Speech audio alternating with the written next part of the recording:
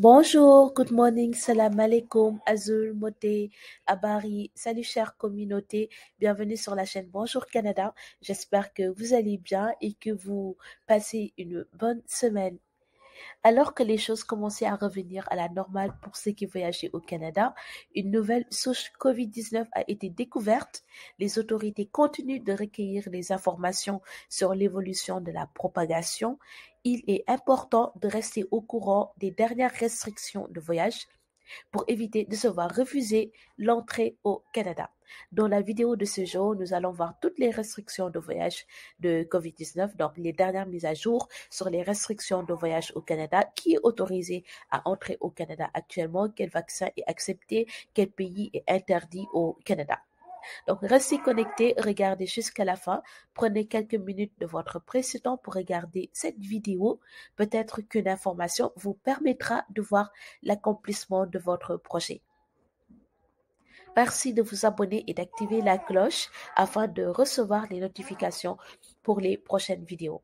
Si vous appréciez mes vidéos, merci de mettre un j'aime. Ceci va aider l'algorithme de YouTube à recommander mes vidéos. Donc, le Canada exige que tous ceux qui voyagent à l'intérieur et à l'extérieur du pays soient vaccinés contre la COVID-19 à partir du 30 novembre 2021. Donc, ce changement annoncé en fin novembre signifie qu'un test PCR négatif n'est plus accepté comme alternative à la vaccination, à moins que les voyageurs ne soient couverts par une exemption. D'autres changements entrent également en vigueur, comme la suppression de l'exigence de tests négatifs pour les voyages de 72 heures au mois et une augmentation de la liste des vaccins acceptés. Exiger que les ressortissants étrangers soient complètement vaccinés ajoute une autre couche de protection importante à la frontière, a déclaré le ministre de l'Immigration, Sean Fraser, lorsque les changements ont été annoncés le 19 novembre. De nombreux ressortissants étrangers et étudiants internationaux arrivant au Canada sont déjà complètement vaccinés et les mesures annoncées depuis le 30 novembre contribueront à garantir que les Canadiens restent protégés contre la COVID-19 alors que l'économie rouvre et que les voyages internationaux reviennent, donc a déclaré le ministre de l'Immigration. Avec l'apparition de la variante Omicron, le gouvernement du Canada a indiqué qu'il continuerait d'évaluer la propagation, de surveiller les données sur les cas et d'ajuster les mesures aux frontières au besoin. Donc, alors que l'impact de toutes les variantes continue d'être surveillé au Canada, la vaccination, combinée à des mesures de santé publique et individuelles, s'efforce de réduire la propagation de la COVID-19 et de ses variantes. Depuis le 30 novembre, tous les voyageurs aériens en provenance de l'extérieur du Canada, à l'exception des États-Unis, devront passer un test COVID-19 à l'aéroport où ils arrivent. Ceci s'applique aux voyageurs vaccinés et non vaccinés. Donc, les voyageurs devront ensuite s'isoler jusqu'à ce qu'ils reçoivent les résultats de leur test COVID-19. Bien sûr, les voyageurs non vaccinés doivent s'isoler pendant 14 jours, quel que soit le résultat, que ce soit positif ou négatif en fait.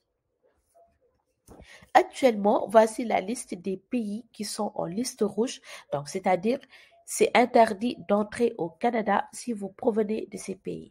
Donc ces pays sont, il y a Égypte, Nigeria, Malawi, Afrique du Sud, Eswatini, Swaziland, je pense que c'est Swaziland, Eswatini, oui, Lesotho, Botswana, Zimbabwe, Mozambique et Namibie. C'est interdit d'entrer au Canada si vous provenez de ces pays. Donc, les citoyens canadiens et les résidents permanents qui ont le droit de revenir au Canada et qui ont voyagé dans l'un des pays que je viens de citer au cours des 2 dernières semaines seront toujours autorisés à revenir, bien qu'ils doivent être testés à l'aéroport et devraient être mis en quarantaine en attendant leur résultat de test, selon le ministre des Transports, Omar Al-Gabra. Donc, l'exigence de test COVID-19 pour ceux qui retournent au Canada s'appliquerait toujours même à ceux qui sont complètement vaccinés et tout test administré dans les 10 pays que je viens de citer ne serait pas accepté. Nous allons voir maintenant la liste des vaccins qui sont acceptés au Canada parce qu'il n'y avait que Pfizer, Moderna et AstraZeneca, je pense, et maintenant ils ont augmenté cette liste. Depuis fin novembre, la liste des vaccins reconnus par le Canada est mise à jour pour correspondre à la liste d'utilisation d'urgence de l'Organisation mondiale de la santé, OMS. Donc, la liste complète est la suivante.